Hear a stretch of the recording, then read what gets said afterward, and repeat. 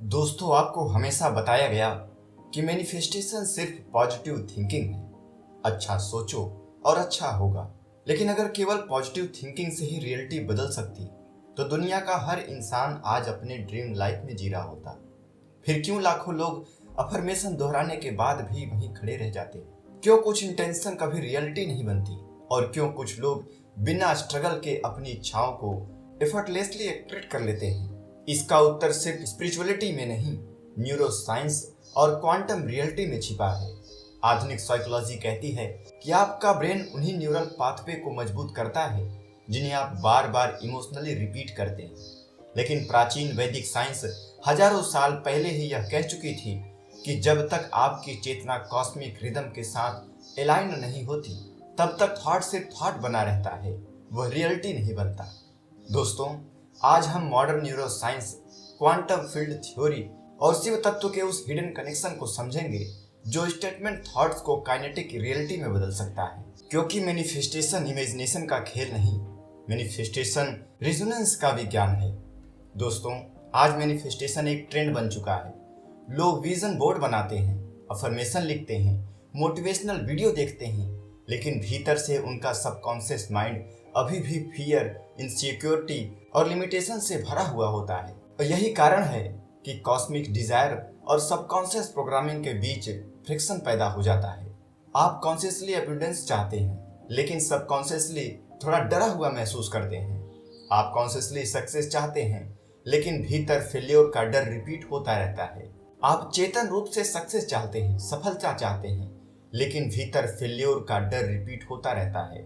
Neuro science इसे neural conflict कहते हैं और वैदिक साइंस इसे चेतना का असंतुलन कहती है। आपका ब्रेन उसी दिशा में एनर्जी भेजता है जहां आपकी डीपेस्ट इमोशनल कंडीशनिंग मौजूद होती है। इसलिए सिर्फ पॉजिटिव थिंकिंग पर्याप्त नहीं है, आपको अपनी फ्रीक्वेंसी बदलनी होगी, क्योंकि रियलिटी शब्दों से नहीं, वाइब्रेशन से रिस्पॉन्ड करती है। दोस्तों, अब सबसे महत्वपूर्ण सवाल यह आता है कि शिव तत्व वास्तव में क्या है।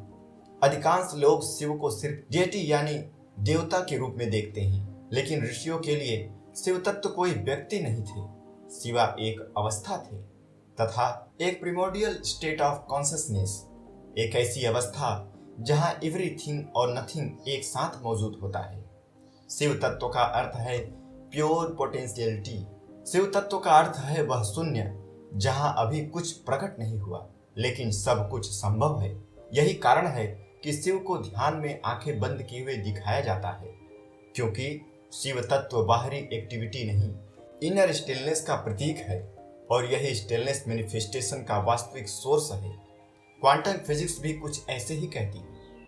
आधुनिक वैज्ञानिक इसे जीरो पॉइंट फील्ड कहते हैं, एक ऐसा इनविजिबल क्वांटम फील्ड जहां इन्फिनाइट एनर्जी मौजूद है। हजारों साल पहले वैदिक साइंस ने यही कहा था, शून्य ही संपूर्णता का स्रोत है। दोस्तों, कल्पना कीजिए एक ऐसा स्पेस जहां कोई फॉर्म नहीं, कोई थॉट नहीं, कोई आइडेंटिटी नहीं, सिर्फ प्योर अवेयरनेस। यही शिव तत्व है, यही शून्य है और यही वह स्टेट है जहां मैनिफेस्टेशन जन्म लेता है, क्योंकि क्रिएशन हमेशा साइलेंस से शुरू होती है। एक बीज अंधेरे में ग्रो करता है, एक थॉट साइलेंस में जन्म लेता है और पूरा ब्रह्मांड एक इनविजिबल क्वांटम फील्ड से प्रकट हुआ। इसलिए ऋषियों ने कहा, यदि तुम रियलिटी बदलना चाहते हो तो पहले उस इनर वाइड में प्रवेश करो जहां सब कुछ पॉसिबल है। लेकिन आधुनिक मनुष्य साइलेंस से डरता है, क्योंकि उसका माइंड लगातार स्टिमुलेशन का एडिक्ट बन चुका है। यह सब आपकी कॉन्शियसनेस को फ्रेगमेंटेड बना देती है और फ्रेगमेंटेड कॉन्शियसनेस मैनिफेस्टेशन नहीं कर सकती। दोस्तों, अब प्रश्न उठता है कि यदि शिव तत्व प्योर साइलेंस, प्योर स्टिलनेस है, तो हम उसे कनेक्ट कैसे करें? इसका उत्तर है ओमकार से। ओम सिर्फ एक धार्मिक ध्वनि नहीं, ओम एक फ्रीक्वेंसी है, एक कॉस्मिक वाइब्रेशन है। ऋषियों का मानना था कि पूरा ब्रह्मांड ओमकार की स्पंदनात्मक लय का कार्य करता है और मॉडर्न साइंस भी यह स्वीकार करती है कि वाइब्रेशन फ्रीक्वेंसी का फंडामेंटल नेचर है। Everything vibrate, atom vibrate, cells vibrate, thought vibrate, यहाँ तक कि आपका नर्वस सिस्टम भी फ्रीक्वेंसीज पर कार्य करता है। जब आप ओम का उच्चारण करते हैं तब सिर्फ साउंड उत्पन्न नहीं होती, आपके न्यूरल पाथवे प्रभावित होते हैं, आपका ब्रीदिंग पैटर्न बदलता है, आपकी ब्रेन वेव्स धीमी होने लगती हैं, आपका नर्वस सिस्टम सर्वाइवल मोड से बाहर आने लगता है और धीरे धीरे सबकॉन्शियस रेसिस्टेंस डिसॉल्व होने लगती है। यही कारण है कि ओमकार मेडिटेशन सिर्फ स्पिरिचुअलिटी नहीं, सबकॉन्शियस रिप्रोग्रामिंग का विज्ञान है। नर्वस सिस्टम हमें बताती है कि आपका ब्रेन न्यूरोप्लास्टिक है, अर्थात आपके न्यूरल पाथवे बदलने जा सकते हैं। हर रिपीटेड इमोशन, हर रिपीटेड थॉट आपके ब्रेन में एक नया पाथवे बनाता है। यदि आपने वर्षों तक फियर रिपीट किया तो फियर आपका डिफॉल्ट ऑपरेटिंग सिस्टम बन जाएगा। यदि आपने लिमिटेशन रिपीट की तो आपका सबकॉन्शियस माइंड उस रियलिटी को सुरक्षित मानने लगता है। लेकिन इनर इंजीनियरिंग का अर्थ है कॉन्शियसली अपने इंटरनल सिस्टम को रीडिजाइन करना, और यही वैदिक डिसिप्लिन का वास्तविक उद्देश्य था। मंत्र, मेडिटेशन, प्राणायाम, ये सब एंसेंट पैथोलॉजिकल टेक्नोलॉजीज थी। वे कॉन्शियसनेस को रिवायर करने के टूल्स थे। इसलिए जब आप ओम नमः शिवाय का जाप करते हैं तो आप सिर्फ डिवोशन नहीं कर रहे होते, आप अपने सबकॉन्शियस माइंड को एक नई फ्रीक्वेंसी पर ट्यून कर रहे होते हैं। अब एक छोटा सा प्रयोग करिए, अपनी आंखें बंद कीजिए, एक गहरी सांस लीजिए और धीरे धीरे छोड़िए। इमेजिन कीजिए आपके चारों ओर इनफाइनाइट डार्कनेस है, लेकिन यह डार्कनेस इम्पटी नहीं है, यह प्योर पोटेंशियल है, यही शिव तत्व है।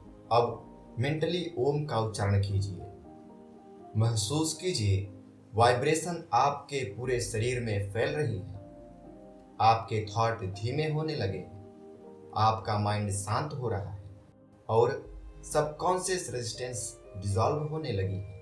अब अपने सबसे बड़े इंटेंशन को अपने अवेयरनेस में लाइए, लेकिन उसे डिजायर की तरह मत देखिए, उसे ऑलरेडी एग्जिस्टिंग रियलिटी की तरह महसूस कीजिए।